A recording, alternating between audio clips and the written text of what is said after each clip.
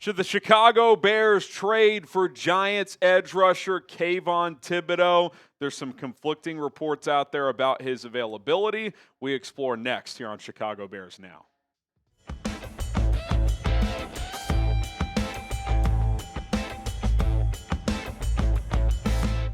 I'm Harrison Graham. The NFL trade deadline is 1 week away. There hasn't been a lot of big-name rumors recently, but Jordan Schultz, formerly of Fox Sports, reports that Kayvon Thibodeaux is a name to watch. Here was the full post on Twitter. He said, another name to watch on the trade front is Kayvon Thibodeaux. He's under contract for another year after the season, but some around the league have wondered whether he's a part of New York's long-term plans and if he could become available with the Giants sitting at 2-6. Teams are actively exploring the pass rush trade market, but movement has been slow, in part because there are so many available options. Now, Mike Garafolo of the NFL Network tweeted out like not too long after that saying, spoke to a few teams that have reached out to the Giants on Kayvon Thibodeaux, and they have been told there's no interest in trading him. Thibodeaux is under contract through next season. The team picked up his fifth-year option. They intend on having him in 2026. I'll also add that Ian Rapoport, also of NFL Network, quote tweeted that and said they didn't build up this defensive line to tear it down, which if you followed the history, Jordan Schultz and Ian Rapoport do not get along. So that was a subtle shot, I think. So is Schultz right? Is Garafolo and Rapoport right? Who knows? I'm sure they're hearing some different things. I do think one thing is for sure, it would probably take a pretty big offer. Like, I don't think they're trading Kayvon Thibodeaux for just a third-round pick. They have the fifth-year option next year. They don't have to force the issue right now. If he was an impending free agent and they were conflicted on extending him because they did draft Abdul Carter, that would be one thing, but they've bought themselves some time with the fifth-year option. Thibodeaux's having a good year. The sack production isn't great. But he's generated a good amount of pressure. That pass rush win rate has dipped in recent weeks. It's not quite where you'd like to have it. But I also don't love what Shane Bowen is having these defensive linemen do. They should be getting way more production out of this group overall. I don't think he's a very good defensive coordinator whatsoever. One area he has taken a massive leap in is as a run defender. He's having the best year of his career, setting the edge, mucking it up in the run game. So you like that. This isn't just some pass rush specialist. But I will say, does this feel a little Montez Sweat-esque from a few years ago where Kayvon Thibodeaux is a good player, but can he be like a top guy on a defensive line? I think that would be the question you'd have to ask yourself. And if the answer is no, then how much are you willing to give up if you're a team like the Bears? Should the Bears trade for Kayvon? What do you think? Type T for trade or P for pass. Do you want Kayvon Thibodeaux in Chicago? Let us know what you guys think. Now, if you look at the cap hits for Thibodeaux, if he's traded this year, it's like nothing. It's prorated, goes down by the week.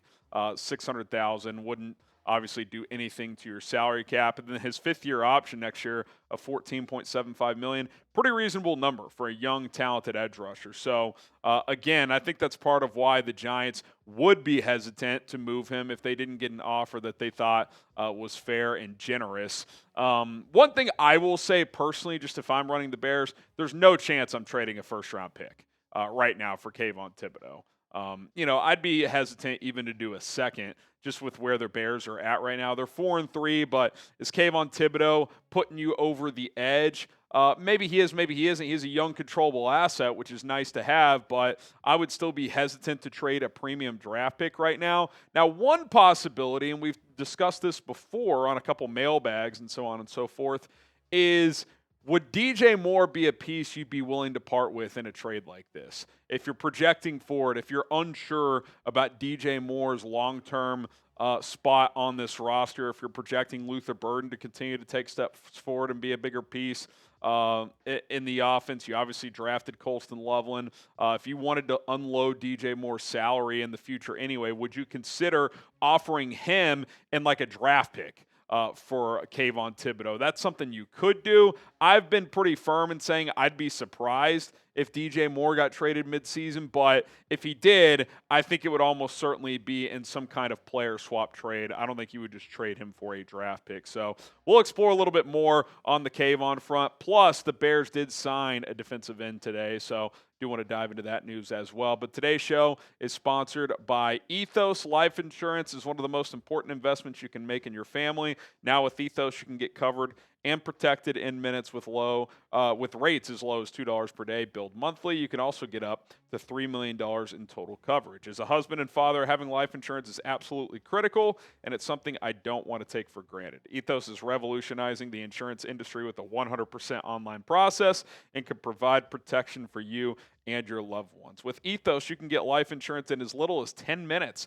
Ethos has no medical exams, just a few easy health questions online. Their 100% online and hassle-free process makes it easy to apply. You'll get a quote in as little as 10 minutes. You can get same-day coverage without ever leaving your house. Ethos is a trustworthy company that disrupts the traditional life insurance industry. They have a 4.8 out of 5 stars on Trustpilot with over 2,400 reviews. So what are you waiting for? Protect your family with life insurance from Ethos. Get up to $3 million in coverage in as little as 10 minutes at ethos.com/NFL Daily. That's ethos.com/NFL Daily. Application times may vary. Rates may vary. That link and promo code NFL Daily are in the comments and description of this video. Okay, so I'll just throw a trade idea out there. DJ Moore and a fourth for Kayvon Thibodeaux. I don't think the Giants would take a straight-up swap here, even though DJ Moore would obviously help Jackson Dart in his development. He's still young enough that you could pair him with Malik Neighbors long-term, and that could be your 1-2 punch. But I just think right now DJ Moore's trade value isn't super high because he hasn't had a ton of production this year. He does have a big contract, whereas Kayvon hasn't been paid yet. So all this stuff factors in when you're trying to calculate trade value. So DJ and a fourth for Kayvon. I'm not even saying like I would for sure do that. I'm just saying I would be more open to some kind of structure like this if you feel good about your other young receivers than like here's a first, here's a second for Kayvon Thibodeaux. Like, I'm not ready to pull the trigger on a premium draft pick trade like that. Obviously, this defensive line needs work. Montez Sweat, is he a long-term option? That's up in the air. Dio Adengbo, you're stuck with him through next year unless some team's willing to trade for him, which that would be a surprise. So you're hoping he improves. Austin Booker's back, but your rookie second-round pick, Shamar Turner, just tore his ACL. He's out for the year. Dominic Robinson's banged up right now. I do think if you were to bring in Kayvon Thibodeaux, that probably means, A, you're likely going to extend him in the offseason, and B, you probably would pivot off Montez Sweat in that scenario. Now, Sweat's been playing better recently, so do you kind of want to get more of a sample size from him to see if he could still be a guy you would have beyond this year? I mean, hopefully that's the case. I mean, you gave him a lot of money. You want him to produce, and he has been better recently. I still don't think he's living up to $25 million a year, but maybe he continues to build off this stretch. But Kayvon Thibodeaux is a nice player. I do kind of put him into that Montez Sweat category of really good player when he's at his best. Not sure he can be the best player on a defensive line, so I think any kind of trade/contract compensation has to reflect that when it comes to a player like this. Would you do this trade? To revisit it here, Thibodeaux for DJ Moore and a fourth. Would you do that swap? Type Y for yes, type N for no.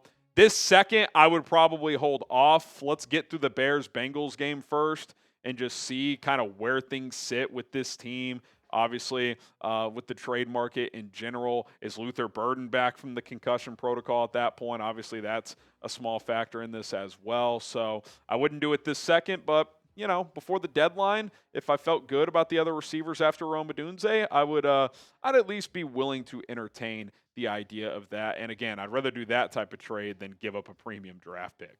Okay, if the Bears make a trade, we're going live. So subscribe to the channel, turn on those notifications. We'll, of course, be live for trade deadline day regardless, whether they make a trade or not. But if they make a trade sooner than that or on deadline day, we'll be live covering it. So hit the subscribe button, turn on those noties so you know once we go live, and do not miss out.